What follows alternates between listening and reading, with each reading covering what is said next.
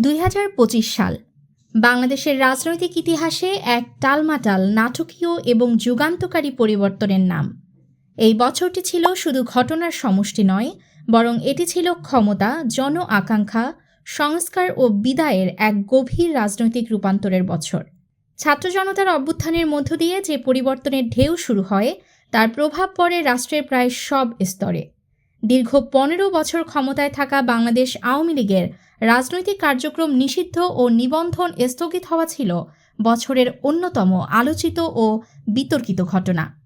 মানবতা বিরোধী অপরাধের বিচারের প্রক্রিয়া জোরদার হয় এবং আন্তর্জাতিক অপরাধ ট্রাইব্যুনালের আইনি সংশোধনের মাধ্যমে রাজনীতিতে এক নতুন বাস্তবতা তৈরি হয়। রাষ্ট্র সংস্কারের প্রশ্নে 2025 সাল ছিল অত্যন্ত তাৎপর্যপূর্ণ।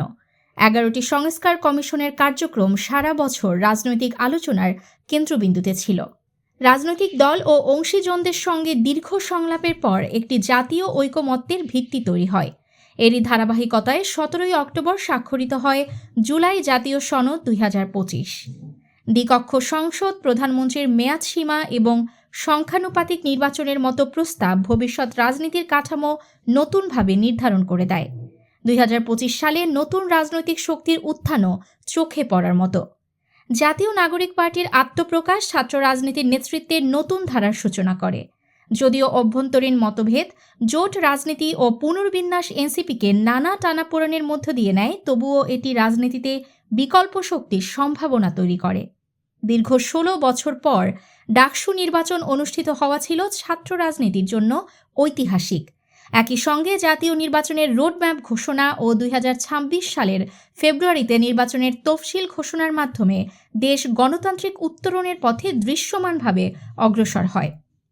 তবে 2025 সালের সবচেয়ে স্পর্শকাতর অধ্যায় ছিল সাবেক প্রধানমন্ত্রী শেখ হাসিনার বিচার ও রায় এবং বছরের একেবারে শেষে বেগম খালেদা জিয়ার প্রয়াণ। খালেদা জিয়ার মৃত্যু শুধু একজন রাজনৈতিক নেত্রীর বিদায় নয়, এটি বাংলাদেশের রাজনীতির এক দীর্ঘ, সংগ্রামী ও প্রভাবশালী অধ্যায়ের সমাপ্তি। সব মিলিয়ে 2025 সাল আমাদের মনে করিয়ে দিয়েছে, জনগণের শক্তি ইতিহাস গড়ে, সংস্কার ছাড়া গণতন্ত্র টেকসই হয় না, আর সময়ের স্রোতে রাজনীতি কখনো স্থির থাকে না। নিউজ ডেস্ক, দৈনিক অন্যধারা।